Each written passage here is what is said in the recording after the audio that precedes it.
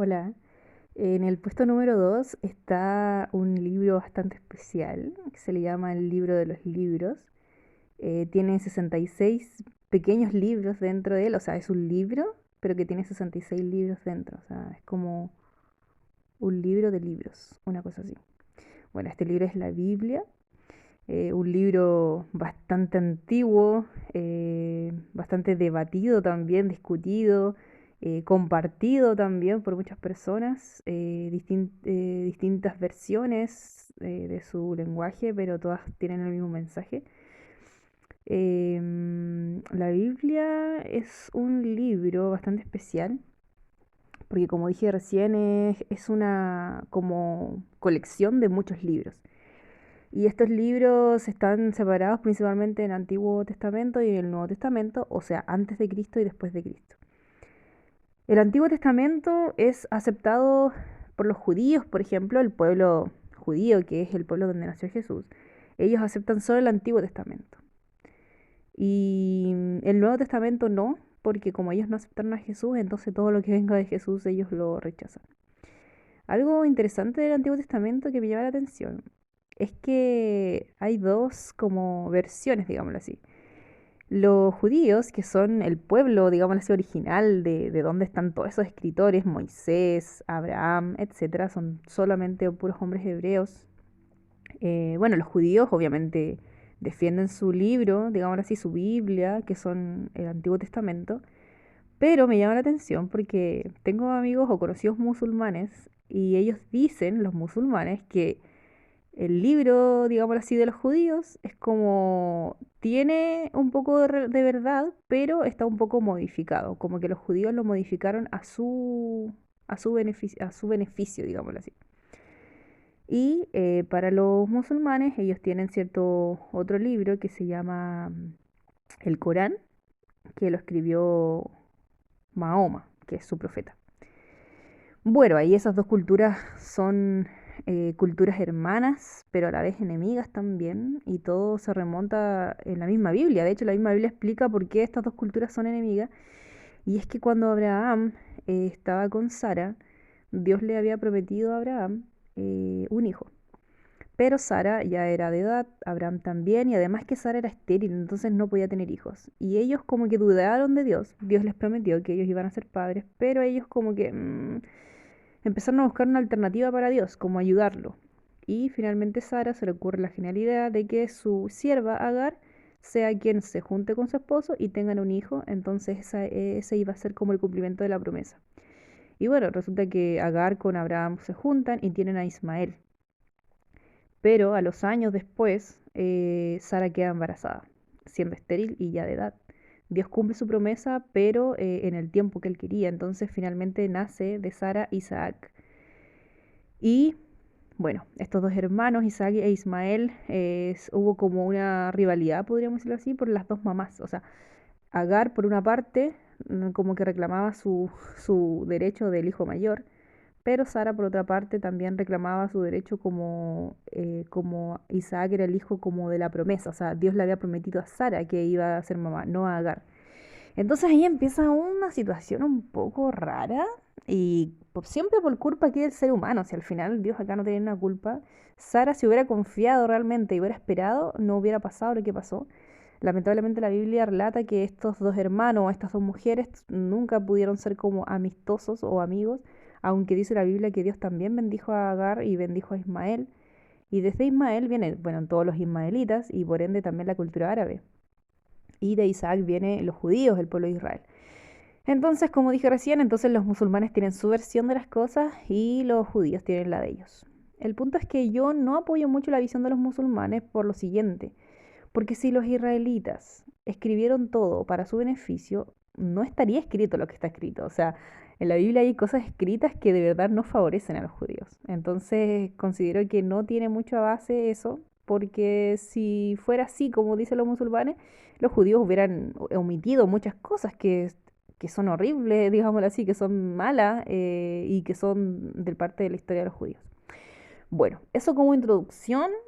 El Nuevo Testamento fue escrito obviamente por cristianos, o sea, judíos que aceptaron a Jesús como el Mesías, por ende terminaron de escribir la Biblia, digámoslo así, y hoy día es el libro que todos conocemos. La Biblia es compartida por muchas religiones, cristianas básicamente, pero hay distintos tipos de Biblias también. Por ejemplo, los católicos, la Biblia que ellos tienen incluidos otros libros que se le llaman apócrifos, que fueron unos libros agregados mucho tiempo después que ya la Biblia se había terminado de escribir. El último libro de la Biblia fue el Apocalipsis, que lo escribió Juan en Patmos, unos años después que de la muerte de Jesús. Pero estos apócrifos entonces como que se vinieron a agregar después, entonces como que algunos lo aceptan como parte de la Biblia y en el caso mío por lo menos y de mi creencia, no los aceptamos. No aceptamos los libros apócrifos porque no fueron como incluidos dentro del periodo legal, digamos así, como de estos apóstoles que se conocían entre ellos. O sea, por ejemplo, Juan, el que escribió, nombró otros personajes, o sea, no sé, por ejemplo, Juan caminó con Jesús, de hecho, o sea, fue uno de sus discípulos, entonces es como confiable lo que él escribió. Pero otros libros apócrifos son como, bueno, ¿y él quién era? O sea, ¿quién era este hombre? ¿Qué aporte? O sea, ¿era amigo de alguien? Bueno, no sabemos en realidad mucho de esos apócrifos, su origen, entonces no son confiables, podemos decirlo así. La cosa es que hace aceptar los 66 libros. La Biblia es un libro, o sea, por eso se le llama el libro de los libros. Eh, Dato curioso, la he leído 3 veces completa, porque soy un poco obsesiva con las cosas que me gustan, entonces para mí es importante tener como el panorama completo. No soy de las personas que leo un libro, un capítulo o una frase y me quedo con eso, sino que yo quiero leerlo todo. O sea, los libros de hecho anteriores que he nombrado, he leído muchos más, sí también, pero los libros que leo me gusta desde el inicio hasta el final. No soy de las que deja libros a medias o que leo un capítulo y después me pasa a otro libro, no.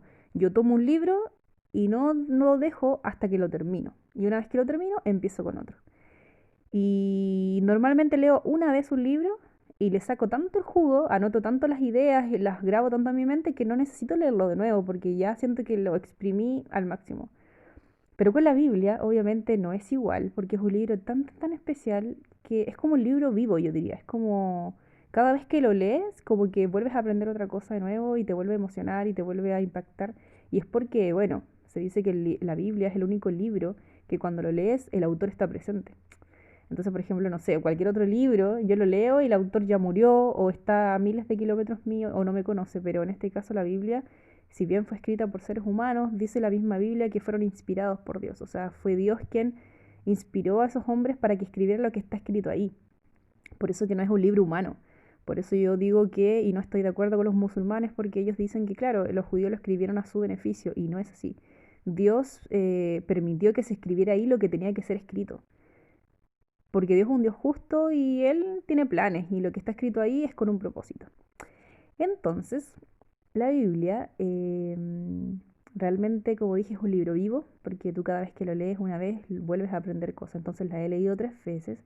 Ahora yo me he propuesto leerla en inglés. Voy recién en el libro de números y me ha costado mucho perseverar porque, no sé, a veces creo que como es otro idioma, soy un poco más perezosa. Pero ahora que estoy grabando este video, nuevamente voy a descargar la aplicación de la Biblia en inglés y la voy a continuar leyendo. Lo que hago es que la pongo en el audio, o sea, escucho la voz de la persona que está leyendo el versículo mientras yo voy leyendo el texto. Entonces también ahí estoy practicando 2 cosas, una leyendo la Biblia por 4.ª vez y ahora en inglés y además fortalecer el inglés que me gusta. Bueno, la cosa es que, como dije, me gusta leer todo el panorama, entonces soy de las personas que me gusta tener como todo clarito, no solamente quedarme con una parte o con lo que a mí me conviene, sino que leer todo. Entonces, como digo, puedo decir que he leído 3 veces la Biblia, entonces realmente me impacta mucho, de hecho tengo libro favorito, versículo favorito y personaje favorito. Mi personaje favorito es David. Me encanta la vida de este hombre que realmente no la voy a contar en este video, puede ser después porque es para largo, pero me encanta, tiene muchas características que me siento identificada, pero que también admiro y me gustaría llegar a ser, pero también encuentro en su vida muchas lecciones de cosas que me gustaría a mí evitar. O sea, normalmente cuando uno tiene un héroe es como todo lo bueno, pero en este caso a David, si bien no es mi héroe, pero sí para mí es un personaje wow. Veo muchas cosas en su vida que yo digo, "Oh, o sea, alguien puede llegar a ser tan bacán, pero a la vez haberse equivocado tanto". Entonces lo veo así como un ejemplo de alguien de que todos somos humanos, que todos nos equivocamos, pero que finalmente lo que prima es nuestro corazón, que sea humilde y también reconocer nuestros errores. Entonces David, por ejemplo, es uno de ellos. Es mi personaje favorito. Mi libro favorito de la Biblia va ligado, podríamos decir así, de alguna manera a, ¿cómo decirlo?, a David, porque mi libro favorito es el libro de Salmos. El libro de Salmos lo escribió David, es el libro más largo de la Biblia, y finalmente son solamente cantos y alabanzas de adoración a Dios o de súplicas. Y me gusta porque David, una de las características que tenía, que es la que yo admiro mucho, es que amaba a Dios mucho, mucho, mucho. O sea, si uno lee los salmos te vas a dar cuenta de alguien que está, pero así, loco, loco por Dios. O sea, por ejemplo, cuando él dice, él canta en una parte, bueno, escribe, y también lo cantaba porque David también era músico. Él dice, como el ciervo, mi alma clama por el agua, o sea, como el ciervo clama por el agua, así mi alma clama por Dios. O sea, el ciervo es un animal que sabemos que cuando está sediento emite como un sonido y como que, no es que llorara, pero como que se nota que el ciervo tiene sed porque emite un sonido.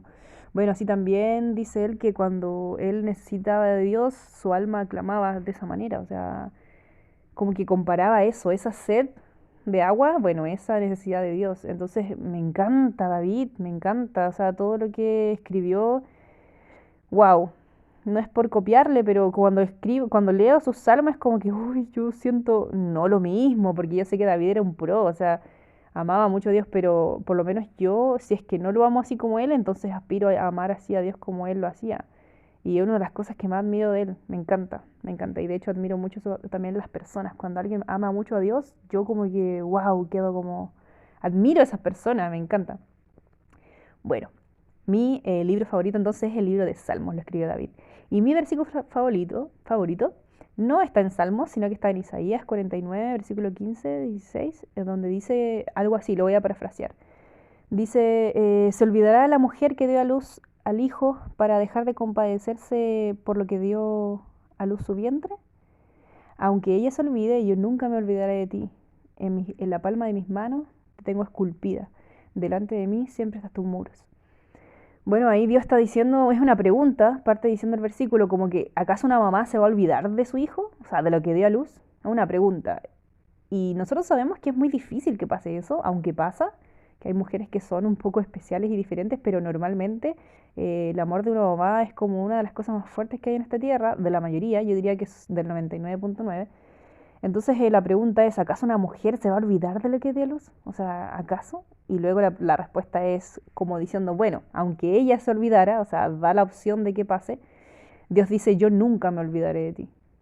O sea, Dios te está hablando a ti y a mí, o sea, y me encanta ese versículo porque siento que es como que el Señor está confesándonos su amor eterno. O sea, aunque una mamá te olvide, aunque, y aquí yo lo parafraseo, aunque un amigo te deje, aunque estés solo, aunque nadie te apoye, Dios nunca te va a dejar. Nunca, nunca, nunca. Y ese es mi versículo favorito porque es lo que yo confío en este momento. O sea, no es que no me importe, pero sí doy por perdido todo. O sea, sé que mi mamá en un momento pudo haberme dejado, nunca lo hizo, gracias a Dios. Sé que algún amigo, amiga me podría dejar, por ejemplo, hermanos, o sea, rechazar personas, no sé, cualquier ser humano, porque está sujeto a errar, igual que yo también me puedo equivocar. Pero Dios dice, yo nunca me voy a olvidar de ti. Y después dice, en la palma de mis manos te tengo esculpida. Y de hecho ahí hay una promesa, o sea, perdón, sí, bien, también una promesa, pero también hay una profecía. Ahí estaba hablando de Jesús. Jesús cuando fue crucificado, bueno, quedaron sus marcas en las manos. Y en el sacrificio de Jesús nosotros sabemos que el Señor demostró cuánto nos ama, o sea, ser capaz de morir por nosotros. Entonces Dios nos dice, mira, aunque tu mamá se olvide, yo nunca me voy a olvidar de ti y para demostrártelo te tengo esculpida en mis manos, o sea, ¿qué otra cosa más podría yo hacer? Y lo encuentro una declaración de amor maravillosa, o sea, a mí me vuelve loca. Y después dice, delante de mí siempre están tus muros, haciendo como alusión a Jerusalén. Y Jerusalén nosotros sabemos que si bien es un símbolo, porque el mismo Jerusalén rechazó a Jesús, entonces no es que sea literal, pero sí Dios siempre ha usado símbolos y en este caso su pueblo siempre ha sido como una ciudad, es como un símbolo, ciudad, pueblo. Y en este caso, claro, era Jerusalén en un momento, pero en estos momentos son a todos aquellos que aceptan su amor y su sacrificio y lo obedecen. Entonces el Señor dice, delante de mí siempre están tus muros, como diciendo, delante de mí siempre te tengo presente, a mi pueblo, digámoslo así, a mis hijos. Entonces ese es mi versículo favorito. Y en relación a la Biblia, se resume en una persona, Jesús.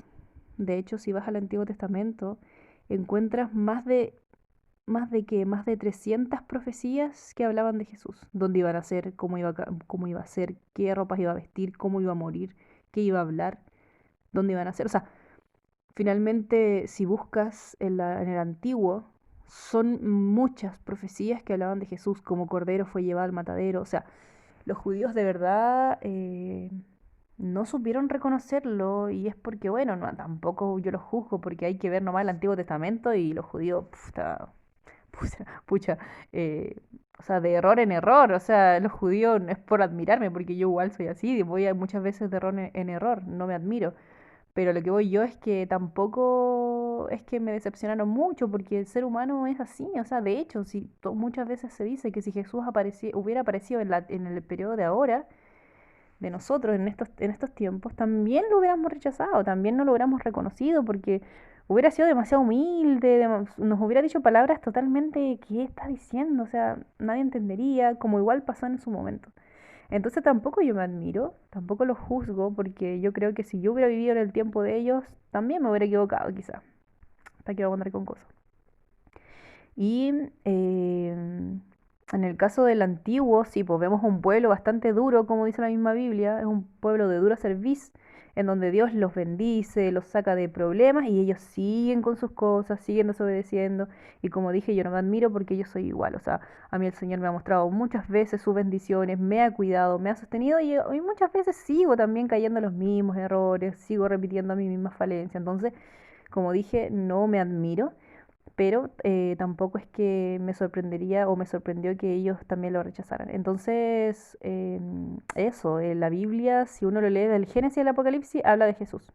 Jesús muriendo en la cruz por ti y por mí y viniendo a salvarnos, resucitando y es creando un plan de salvación en donde va nuevamente a volver y restaurar todas las cosas. O sea, la Biblia se resume en eso, el plan de salvación. Jesús viniendo a la tierra, viviendo nuestra vida, cargando nuestros pecados, sin pecado, o sea, cargando los nuestros, pero Él no pecó, muriendo en manos de hombres y resucitando y siendo llevado al cielo para nuevamente preparar allá arriba un lugar para llevarnos y luego una vez que Él nos lleve va a restaurar este mismo planeta, esta misma tierra y para poder nuevamente dejarnos acá, pero en un mundo totalmente nuevo como era en un inicio o quizá mejor y ya donde ya no va a haber nunca más pecado, o sea, con esta experiencia que hubo ahora en la Tierra, ya no va a haber más opciones a que errar, digámoslo así, porque con esto es suficiente. Así que, bueno, eso puedo decir de la Biblia, que podría decir sí, mi libro favorito. Y de la Biblia, Salmos es mi libro favorito porque obviamente lo escribió mi personaje favorito.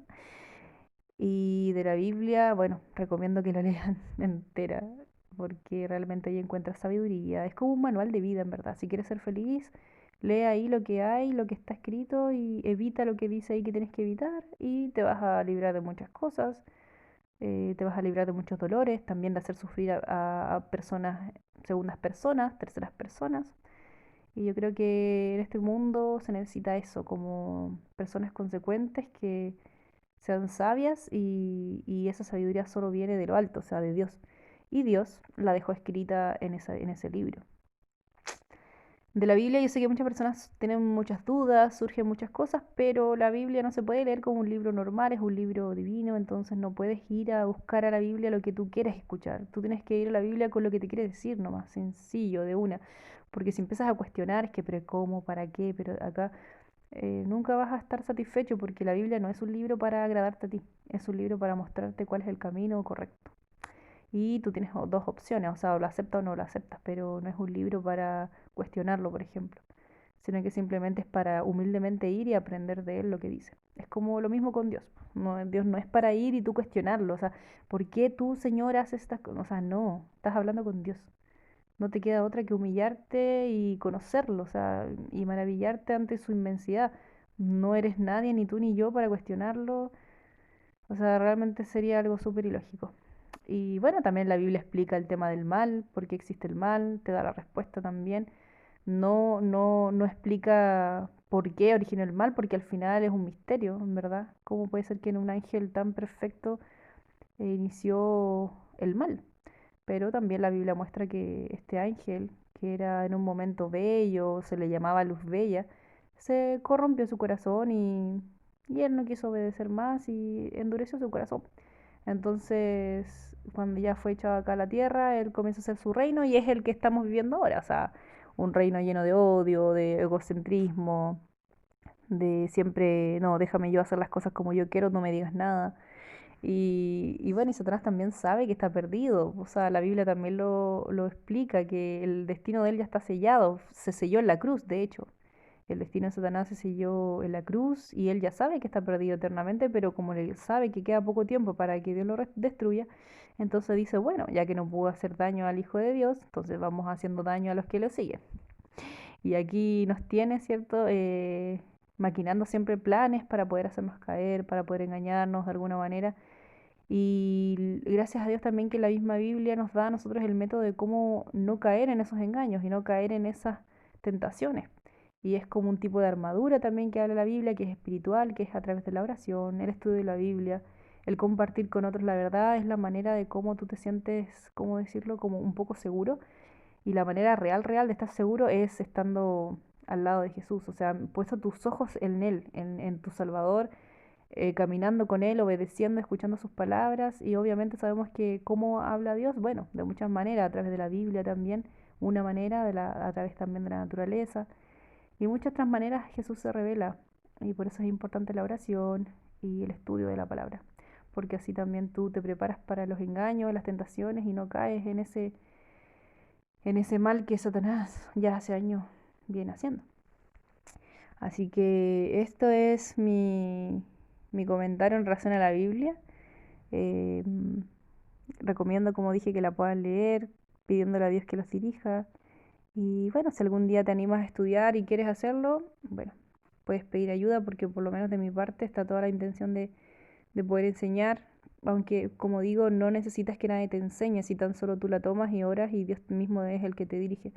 Pero nunca está de más un amigo, una persona que te quiera guiar, quizá, no sé. Igual eso es bueno. Así que los invito a que puedan estudiar la Biblia.